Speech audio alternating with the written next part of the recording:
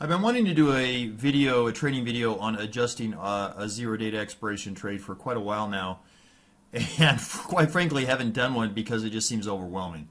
And the reason that it's overwhelming, guys, is that there's well over a dozen ways that you can adjust a trade. And when I say adjusting a zero data expiration trade, of course, that's the main focus here of what we do in our trading room. But this applies to really any trade, any options trade that you're doing. An adjustment is an adjustment, but I'm just using it here in reference to our zero data expiration trades that we are sort of our bread and butter. But the reticence that I had with doing this is that there are so many different ways, there are so many different variations of how to adjust a trade. B, those vary depending on what the situation is, and there's so many variables that go into that. You know, what's the velocity of the move? What do the technicals look like? What are the option Greeks telling you? What is the premium for one particular adjustment versus another particular adjustment? How is IV flowing in or out of that particular trade at that particular moment?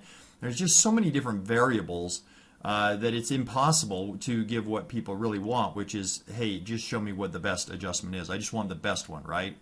And then in addition to that, there are variations of the variations. So there's not just, say a dozen adjustments and you pick one over the other. You can combine these. And when you now, of course, start combining adjustments, now you get sort of just, uncalculable numbers of combinations of adjustments that you can do. And it's really hard to go through and replicate every possible scenario. But I went through and I put together 10 of the most popular adjustments. And so again, this is not by any means a definitive list of how to adjust a trade that goes against us, but it is the 10 that are the most popular that we tend to see the most often. And I want to just talk about these because one of the things that I think is missing a lot of times in the conversation is not how do I adjust. Sometimes that question arises in terms of maybe a new trader saying, I just don't really understand the concept of adjusting. I don't know how to adjust my way out of a loss. And that does happen, but more than anything, what I am seeing is a lack of rational conversation about what it is that we are actually accomplishing or what it is that we are actually doing as we endeavor to do these adjustments. And there are some things to think about. I'm going to say things to think about when we do an adjustment of any kind. And all of these things are going to come into play at some point in an adjustment. So number one is the risk in the trade. As you adjust that trade, what are we doing? Are we increasing the risk in the trade? Are we decreasing the risk, or are we just kind of keeping it constant, right? So risk is something that we need to assess. Number two, and this is very important, how is that adjustment going to affect your capital? That's really a critical question because it doesn't really matter how good of an adjustment we have.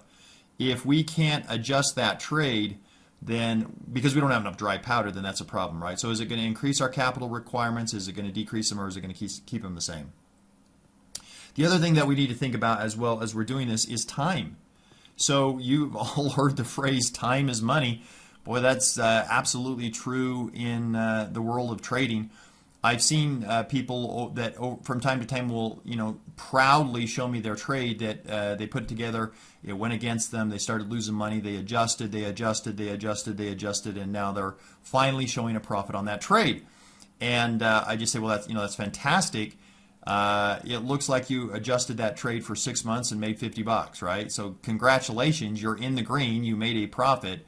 But if you look at the R.O.I. on that, the amount of time that you had to put into adjusting that trade made it not really a favorable trade to do. So time, are we increasing the amount of time that we're in the trade? Are we decreasing the time? Are we just keeping the time the same? Now, it's not to say that increasing the time in a trade is a bad thing. It just simply means that it's something that we need to be aware of. And then last but not least, we need to think about R.O.I., our return on investment. Okay, that ultimately is the end game. And it comes back a little bit to talking about time in a trade. There's nothing necessarily wrong with taking a 1-day trade, a 3-day trade, a 1-week trade that goes against you and rolling that thing out for 6 months into the future. There's nothing wrong with that, but it has to merit doing so. And the way that we figure that out, how do you merit taking a 1-week trade and rolling it out for 6 months into the future? Well, it's got to have some kind of a commensurate rate of return, right? That rate of return has got to say, yeah, I didn't really plan on being in this in 6 months, but I also plan on trading until the day I die. So the 6-month window, that's not really the issue, is it? The issue is the rate of return over those 6 months now going to justify that? So these are the things that we need to talk about. We need to talk about how the risk is affected in the adjustment, how the capital is affected in the trade, how the time is affected, and last but not least, how our rate of return is affected. All right, let's talk about some of these concepts here, some of the popular, the top 10 most popular adjustments for trading. The one that you see the most frequently is just rolling out, right? So we're going to do a trade. That trade is going to be a 1-week trade. And the week goes by, days are clicking by, and we get a big announcement. Something happens that pushes that stock up artificially or pushes that stock down artificially. Now that could be underlying specific to the company itself. Could be a company announcement, earnings, something like that. Or it could just be the market, right? Maybe we got a big jump in the marketplace. The Dow jumps 600 points, it falls 600 points. But for whatever reason, you just think, hey, you know what? This trade now is getting pressured. It's getting pressured to the call leg or it's getting pressured to the put leg. But I still like the premise of this trade. I still like the idea behind this. So I'm now going to take this 1-week trade and I'm going to roll it out. I'm going to push it out 2 weeks, 3 weeks, 4 weeks, 2 months. I don't know what the time frame is for each individual situation. The point, though, is that we are rolling this trade out. We are pushing it out into the future, okay? All we're saying is, hey, you know what? This trade's still a solid trade. We just had a bad day today. All I really need for this trade to work is a little more time. Well, how are we going to look at just rolling something out? What would that do to our risk? Well, on our risk quotient here, it's not really going to do anything with our risk, right? It's the same risk that we had before. We're just kicking that risk out into the future. So we don't really affect our risk. Our capital requirements don't really change. We're just doing the same trade, but we're rolling it out into the future. So our capital requirements don't change. Our time certainly changes. And that's something that we need to think about. Are you willing to take a 1-week trade or a 1-day trade or a 2-week trade and move it out 2 months, 3 months, 4 months into the future, right? So we are increasing our time in the trade. What does it do to our ROI on the trade? Well, we don't know, right? We don't know. But chances are probably good that it is going to be the same. It's not going to affect it at all. Or it could possibly increase it, right? It just depends on the premium that we get by rolling that out. So we're definitely going to affect our ROI, but the big thing is the time. So if we're rolling out, just be aware that you are going to be adding time, and time has a value quotient to it. The next one that we want to take a look at would be very similar to rolling out. We're going to roll out and away. So out and away, this is really what is considered the trifecta, especially if you can do it at a credit. That's not always possible, but sometimes it is. So let's just talk about that briefly here. So we've talked about what rolling out is. That's just pushing something out down the road, kicking the can down the road, if you will. In rolling out and away, let's say that we have a situation here where instead of just taking a 1-week trade that has a call leg and a put leg and taking that exact same trade and just pushing it out 2 weeks, right? The exact same trade. What we're doing here now is we're rolling out and we're moving away. Now when I say away, that could be up if it is a call leg or down if it is a put leg. So we've got our 1-week trade on. Here are our areas, and let's say that the call leg is starting to be pressured here. Okay, we're getting some pressure on the call leg. We could roll it out. So we're going out 2 weeks now, or whatever it might be. It might be a month, it might be 2 months, depending on what it is that you believe is the best course of action there. But we're rolling out, and then we're also rolling away. We would roll that call leg up so that we've got a little bit more area to work with, right? We're a little bit more delta neutral once again on that trade.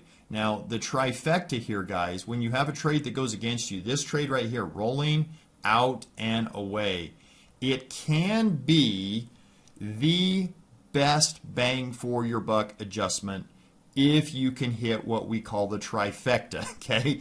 It's hard. It is hard to hit a trifecta, but when you can do it, and it is possible, when you can do it, and you say, I wonder with all of these dozens of adjustment strategies, which one I should do. If you can do a trifecta with this trade right here, then you do it. What's a trifecta? Well, number one is we roll out, right? So if you can do that, if you can go ahead and buy yourself more time to where now you have 2 weeks instead of 1 week, that's great. If you can roll away, in this case we were rolling up, right? We were looking at calls that were being pressured, so we moved our spread up. So if you can move out and you can move up, now you are gaining time. You're gaining time. And you are also increasing your safety, right? Or better put yet, you are decreasing your risk. That's a better way to put it. You're decreasing your risk. So we're gaining time. We're decreasing our risk in the trade because we're rolling away. And then last but not least, number three, if you can do all of that at a credit, that's the trifecta. 1, 2, 3. If you can roll out, roll away, and get a credit while you do it, man, that's an awesome, awesome adjustment right there. The next one we want to talk about can be a very effective way to manage a trade from the standpoint of how it affects the things that we think about: risk, capital, time, ROI. And that's just simply rolling our trade up or rolling our trade down. So let's say that we've got a stock that's trading right in this range. We put a call spread up here. We put a put spread down here. And over time, this starts to get a little bit hot on our call side. We feel a little bit pressured here on the call side. We could simply roll those calls up. Now, we understand that by rolling those up, we're going to get less credit for this set of strike prices than we did for these, right? So we would compensate for that by simultaneously rolling up the put leg as well. And now we find ourselves back to more of a delta neutral position, okay? So theoretically, if we can do this correctly, the extra credit that we get by taking the profit here on this put leg and the extra credit that we could get adding this put leg in can help us offset the lesser credit that we're going to get rolling that call leg up. So in terms of risk, well, in terms of risk, this actually lowers our risk, doesn't it? It takes us from a leg that's being threatened here to back to where we're more in this delta neutral territory. So it lowers our risk on the trade. It shouldn't cost us any more capital. There shouldn't be extra cost in capital on that. And it depends on the time, obviously. If you're keeping the same time frame, it doesn't change our time frame at all on the trade. And in an ideal situation, it shouldn't affect our ROI. So it really is a win-win-win-win situation. We're reducing our risk. We don't have to add any more capital to trade. It shouldn't extend our time frame, and it doesn't impact our potential rate of return. So rolling up or down, guys, if you can do that early enough in the game to where, again, the extra credit that you get down here offsets the lack of credit that you're getting up here, then that's a good trade. That's a good adjustment. All right, let's talk about a variation of the roll up or down, and that's where we roll up or down and away. So we're moving our strike prices up, we're moving our strike prices down, and we're now adding time to the equation, right? So this is the exact same adjustment as we are doing here, but we're adding time to the picture. So that's the only difference there. Now, why would we do one over another? Well, sometimes we're forced to do this one.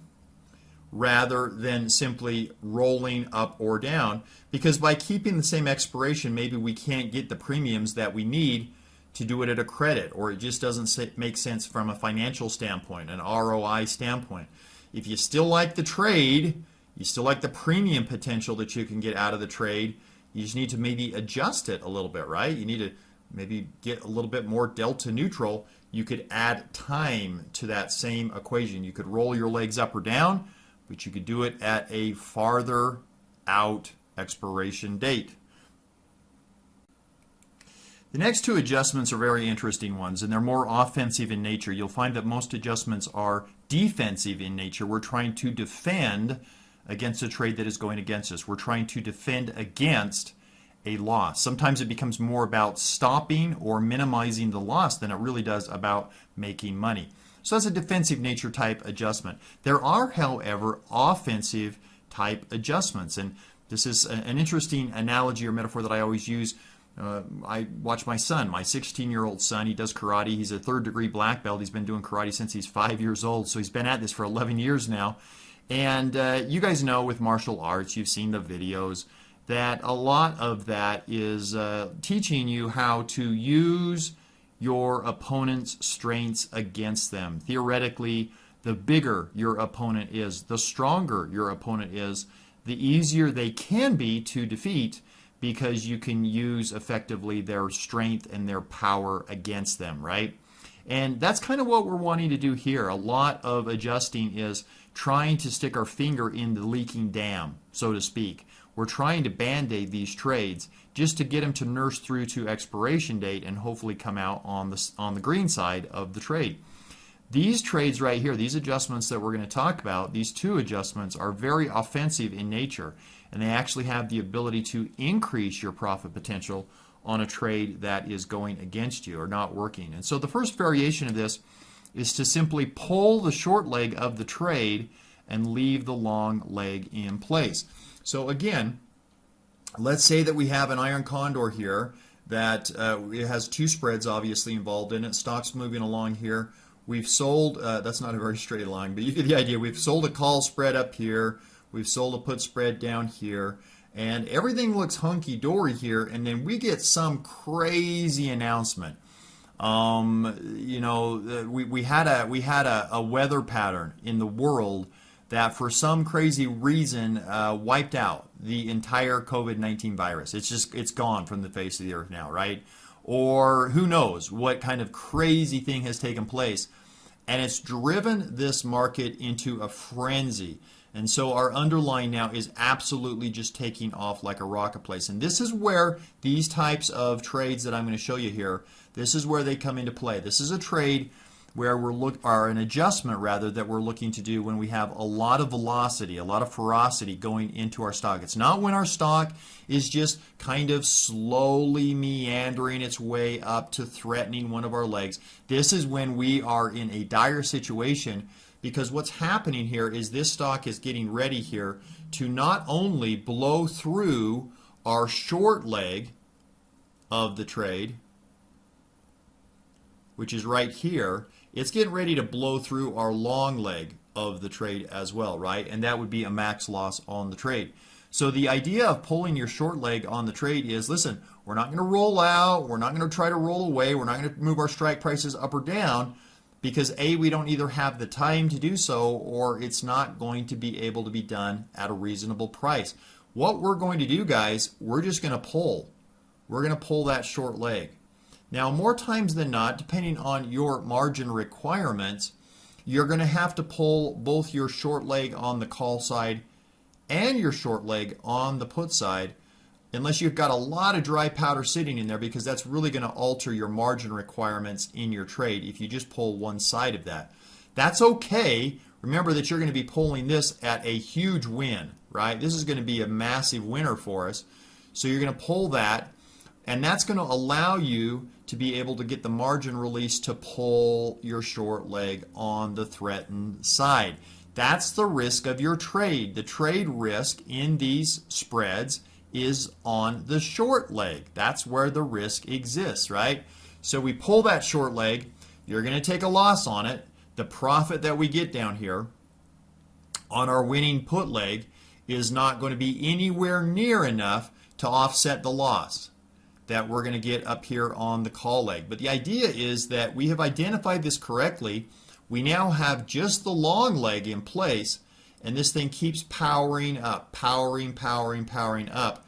And at a certain point up here, we can find our break-even point where we can say, you know what, if it goes this far, if it goes XYZ or X amount past where our long leg is, we're now back into the profits. And what can be a full loss, a max loss on a trade, could end up being one of your most profitable trades ever. Okay, so that's pulling your short leg and leaving the long leg in place. A variation of that would be even more extreme, where we pull the short leg and we add to the long leg of the trade. Okay, so we would actually add another long position here. If we had 3 long contracts, maybe now we're up to, we add 1, and now we're up to 4, something like that, right? And that would, of course, lower the level that this had to get to. So what is this doing if we did this type of a strategy? What are the things, of course, that we need to think about when we're looking at doing this, when we're pulling the short leg and adding to the long leg? Well, it should theoretically, on our risk, guys, it should be lowering the risk, right? We're lowering the risk. We've essentially eliminated the main area of risk by getting rid of that short leg. So we're lowering the risk on the trade. Our capital requirements could go up, couldn't they? If we're adding a call leg here to this, a long leg, then our capital requirements definitely could go up. Probably not affecting our time frame on the trade at all. That's probably a wash. Our ROI on the trade, our ROI on a trade like this, guys, could go way up. Could go potentially way up, right? So that is those are offensive adjustments that we can make. There's another adjustment that is it's an interesting one. I always like it when I see people do this because it means that you were a thinking person. You kind of went through some alternatives and you thought about it, and it's called inverting. Inverting is basically, again, where we have a trade. You know, we've got a stock that's doing what we want it to do, so we put in a call leg up here. We put in a put leg down here. And in this case, maybe let's say now that our put leg starts to get threatened, right?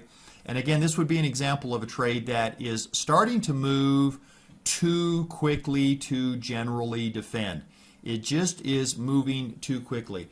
And for whatever reason, we weren't able to defend that. We weren't able to do anything with it before it went through both legs of our trade. So let me do a better job there of dragging our 2 legs. We've got 2 legs of our trade. It's gone all the way through our short leg. It's penetrated down through our short leg and our long leg, right? So we are at a max loss right now. And we see this thing and we say a couple of things. And here's the synopsis for looking at an inverted trade adjustment. We say, you know what, based on the news that I've seen, I do not feel like this is going to rebound. I do not feel like this is going to rebound and get back up here into the safe zone. I just don't see that. But I also, based on the news, don't see this thing going down here to Never Never Land, right? I don't think the company's going bankrupt, but I also don't think that they are going to find their way back up here into our safe zone. So I think basically what we've done down here is we have established maybe a new trading range, right? What could we do with that? How could we maybe adjust that trade? Well, we could invert the whole entire trade. We could say, you know what? There's nothing left to do with this put leg right here. We've already hit max loss on it. We've blown through our short leg. We've blown through our long leg. I'm just going to leave that in place right now. And I'm going to take this call leg up here, and I'm going to move that whole entire call leg down here. I'm going to establish a new call leg actually down below my put leg. And I want to be able to do that. And of course, this is the key, guys. We want to be able to do this at a credit, that is bigger than the debit that we received right there, that the loss that we received right there, right? So you're just establishing a new trading range down here.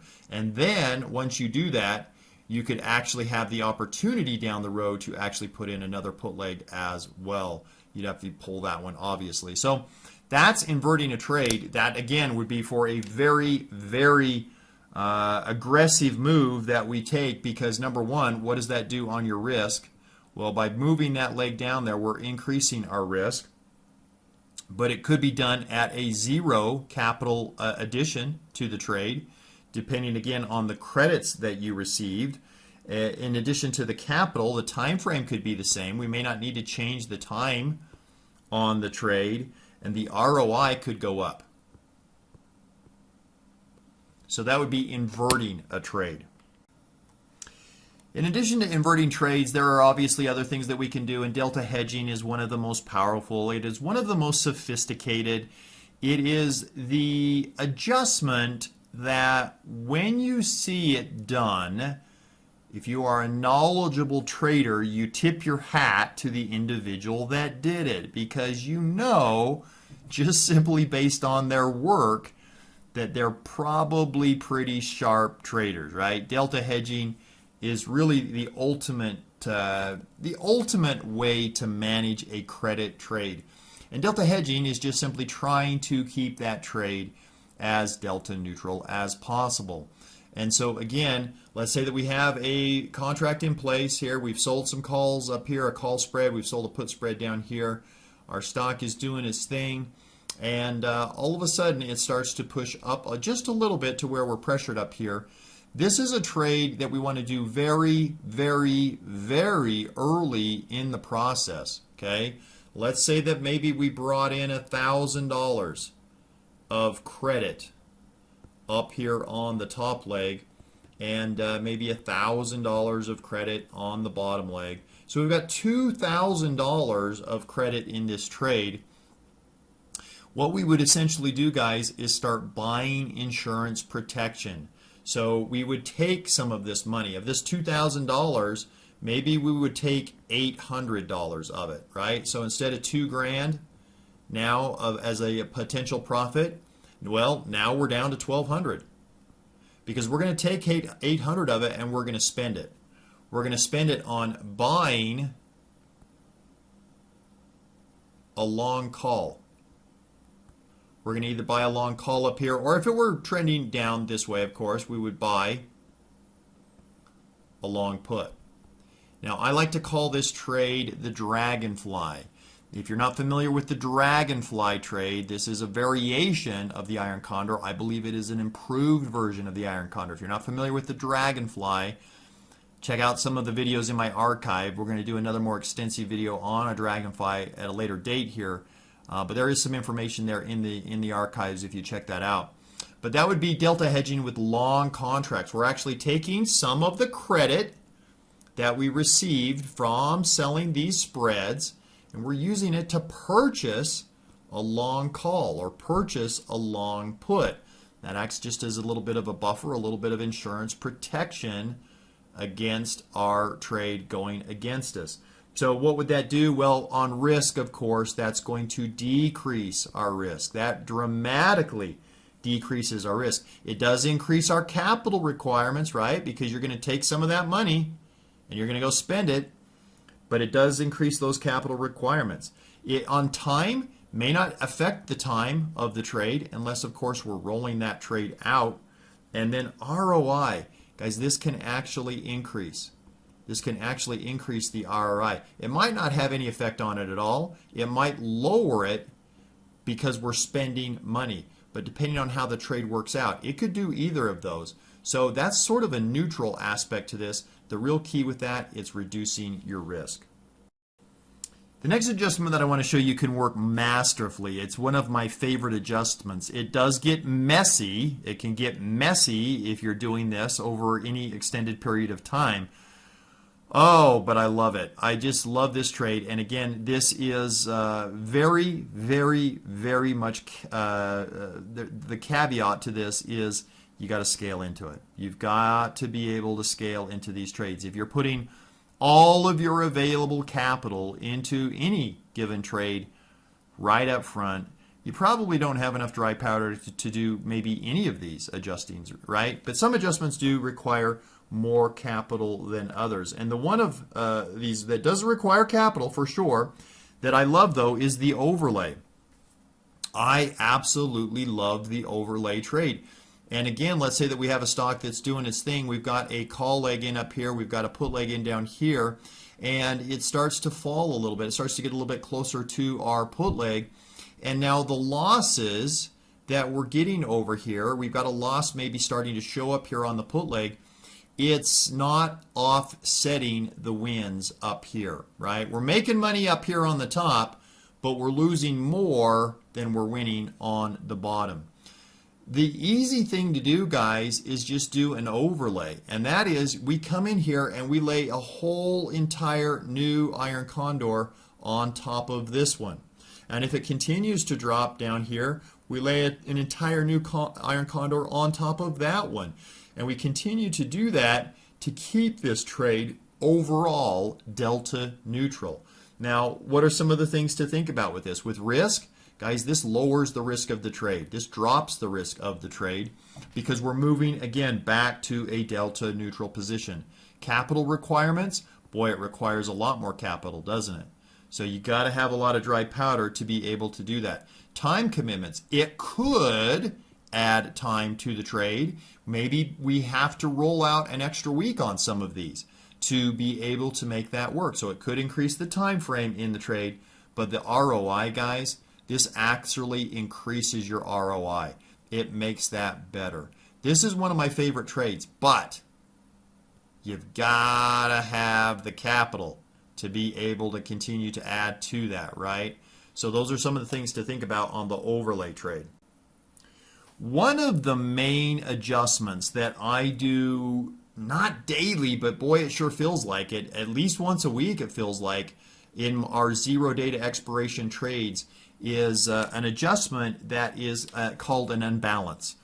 And the unbalance is where we overweight one leg versus the other. So again, we've got a stock doing its thing. We've got a call leg up here. We've got a put leg down here.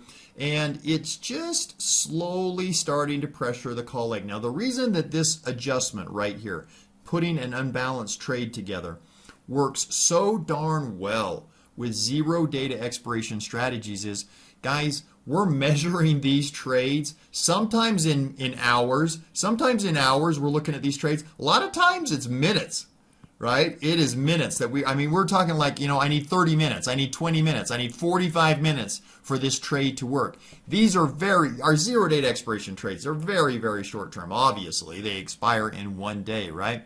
So we're in a race against time. Our underlying is not doing anything crazy. It's not really threatening us too much. It's just simply obviously pressuring one leg a little more than another, right? It's a little bit more pressure up here on this call side maybe than the put side. I can come in here and do an unbalanced trade where I start throwing more capital, just throwing more and more money at the put side of this trade, adding contracts to the put side of the trade, just continually adding these, right? Now, what does that do to the overall trade? Well, it should lower the risk. Because as we do that, we are getting back to more of a delta neutral position on the risk graph. So we're lowering the risk of the trade by doing that. Capital requirements, yeah, it's going to take more capital to do that, right? We're going to be, every time we add contracts, we've got to come up with more money to do that. So it's going to increase our capital requirements. Doesn't affect the time of the trade. We're not rolling any of these out, so it's not affecting the time of the trade. ROI on the trade, this affects it in a huge way, huge way. This could have a tremendous potential to increase the profits on the trade. So I love doing unbalanced trades. Once again, you got to have the dry powder, right? You've got to have the ability to scale into that trade. One of the last ones that I want to talk about here is one that I see happening a lot in our trading room on a daily basis. And I just want to make sure that everybody is aware of what they're doing when they do certain things. And that is moving your profitable strike in. Okay, I see this happening all the time in my trading room here. And what I'm talking about is, once again, we've got an underlying that we're trading. We've got a call leg up here. We've got a put leg down here. And as the day is progressing, or the time frame in the trade is progressing, this slowly starts to maybe drift down here, right? Nothing aggressive, but it's starting to drift down a little bit there.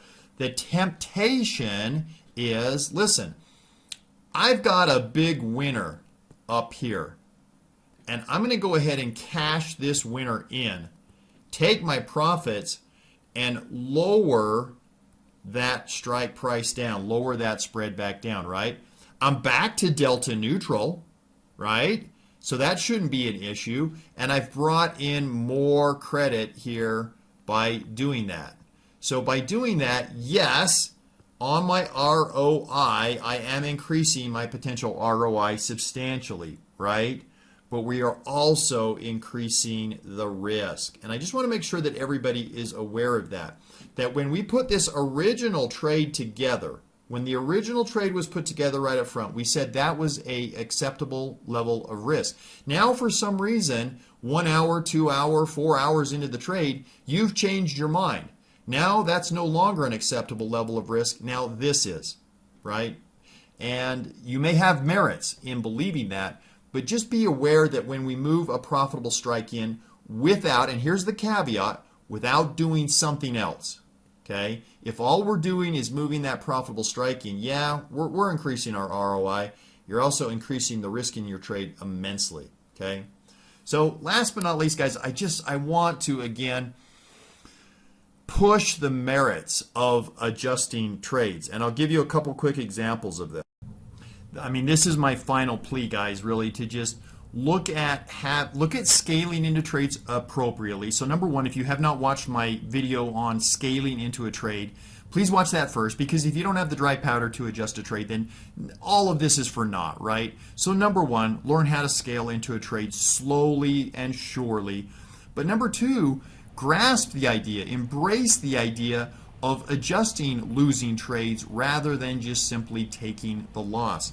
And I want to show you 3 examples of this. So I run 3 programs right now that are audited. I am a horrible person with just keeping track of results. And so fortunately, I've got some good people that I work with that have done this for me. And I want to show you all 3 of these programs that have been audited from their results standpoint and talk about the power of adjusting. Not talk about the results. I don't really care about the results. I want to show you how the adjustments affect those results, right? So in our zero data expiration trading program, we've just been at it here for a little bit here, and so we're just now getting our official numbers starting to roll in. And I give all credit here on this to one of our trading members in the trading room, Jeremy. He's an IT expert. He keeps track of stuff. He's got the mind to do that. But we've had 62 total trades now in our zero data expiration system. 52 have been winners, 10 have been losers. And here's really what I wanted to talk about. 84% profitable on these trades. Guys, the trades that we are doing in our zero day to expiration, if you look at the POP on them, if you look at the probability on profit on a lot of these, they're 60 to 65%. That's the probability of profit on these trades. So how do you get an 84% success rate on trades that mathematically are only supposed to work 60 to 65% of the time? It's adjusting. It's adjusting. You've got to be able to adjust those. I'm not saying, guys, that every single day we do a zero date expiration trade, we got to get in there and make adjustments. But it sure feels like it. It sure feels like it. The days where we throw on a call leg and then we throw on a put leg and then we just sit around and twiddle our thumbs until the market bell, man, those are few and far between. We're in there. We're working these trades. We're adjusting these trades, right? So that's an amazing result, but it comes not because we're amazing traders, not because we find amazing trading opportunities. It's because we take all of these losers that we get, and we do get a bunch of losers. We take those and we adjust those, right? A couple other examples that I'll give you here. This is the cash flow program that I've been working on Oh, for quite some time now, going back to November of 2018. So we're starting to build quite a bit of data here on this. And you can see in here, we capture every single trade. You can see red along with the profits. We should have the profits in green, but they're black. So you can see the red and you can see the black in there. I am pretty proud about the fact that you got to go back to March. You've got to go back to really March of this year. To find a loser that we've had in these trades. They've really all been winners, but this is the number that I really want to show you. Now, this just changed right now. We just had one of our trades end up as a winner, so we went to 82 out of 91 trades as winners. So I think that bumps us up to about 90%. We are 90% successful on these trades. In other words, every about 100 of these trades that we do, about 90 of them make money. What's our average return per trade? 5.63%. That is only on an average hold day of 38 days.